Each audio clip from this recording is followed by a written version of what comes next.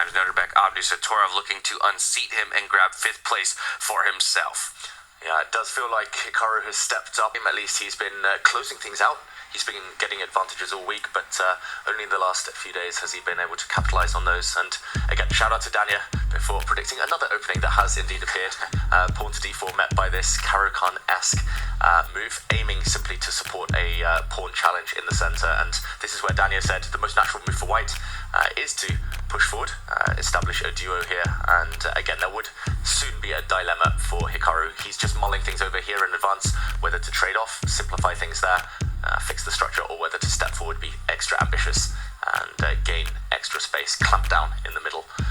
So yeah, big moment, big decision, and a really weird starting position, I've got to say. My neophyte understanding of freestyle chess tells me that putting those 2 pawns on the board, like you just said, kind of a drunk Caro-Kann,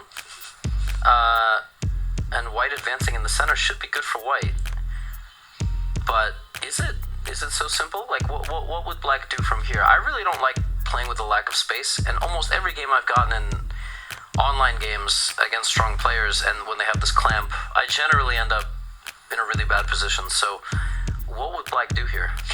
Would be completely crazy to unclamp yourself immediately on the board. You know, you talk about striking the base of the pawn chain. I see that central pawn. Yes, I move that F pawn, just one move, one step ahead. But can I go further into that position and try and break the center early on, get my bishop active? You definitely can. And the idea here, I guess, Tanya, is if I take your pawn, you take my pawn. And this looks like a good trade for black, who has more control now in the center long term. But the question is whether, okay, I'm going to start talking about Connect 4 in a second, I promise, but if white just keeps the pawn chain, if white just sits on the position, black can challenge the center all you want, but it just feels like this bishop, the light squared bishop, is a bit dead. The knight's struggling to jump out, and more space means more room to maneuver for Hikaru Nakamura. David Howell over here moonlighting as a Connect 4 pro on a free challenge, freestyle chess practice. It's not an ad, I promise. Gotta play. Oh, you gotta. When I used to play this video game when I was really young, called Maple Story. Good time. Great game. You used to be able to play Connect 5, and they would call it Omak. That was fun because you have a gigantic grid. It's massive, and it was like huge. And Connect 5 could go in any direction. Connect 4 is like, game ends too fast. But I think if you get a Connect 5 on the chessboard, you're almost close to winning. A pawn chain that far ahead, in so many positions, that will give you such a big advantage. Or losing, like in the King's Indian. Like, you do your Connect 5, but you're obliterated on the other side of the board. So yeah, you're either winning or losing. Or it's a draw, because it's completely closed off. Let's give an example. There we go. There it is. There it is. This is near fatal for black, who is desperately running. The computer right now is like, how did you let it get to this position? Yeah, but that's part of the plan, right? We joke about it, but white will push a pawn forward, open up the dark squared bishop on a nice diagonal, and then white's just going to be pushing towards the black king. It's actually pretty much a mirror image of what we saw Alireza could have done with the black side against Gukesh, but elected not to, and Hikaru very quickly gaining the space. It's the advanced variation of the Caro-Kann defense here, clearly, and I really like it for Hikaru. So looking good for Hikaru. Maybe we now...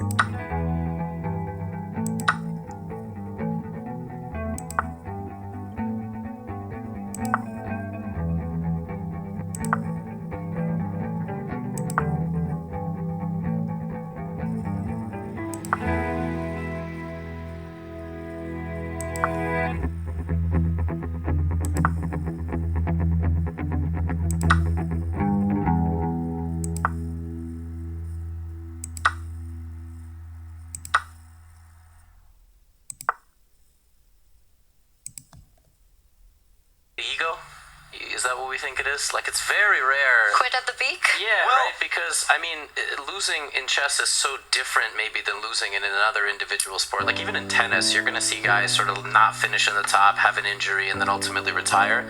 Do these guys just not even fathom that they can play in a whole calendar year of tournaments and not win a single one? That's just too heart-wrenching for them?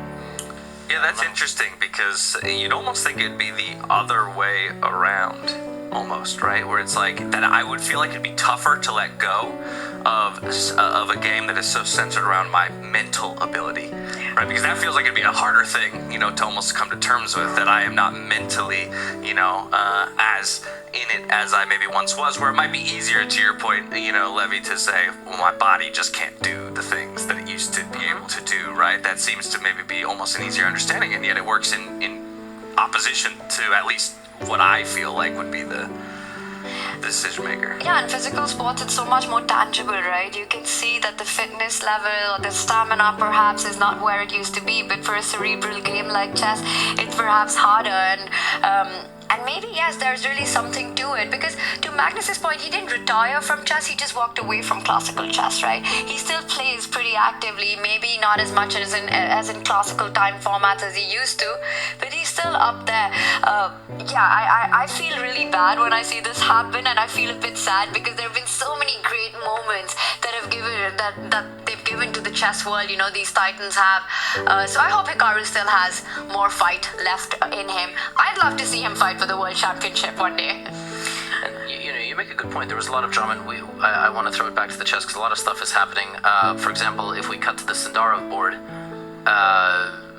he has given Magnus a pawn. He is trying to open the position in one desperate, final attempt. But there is something to be said for the world's world champion.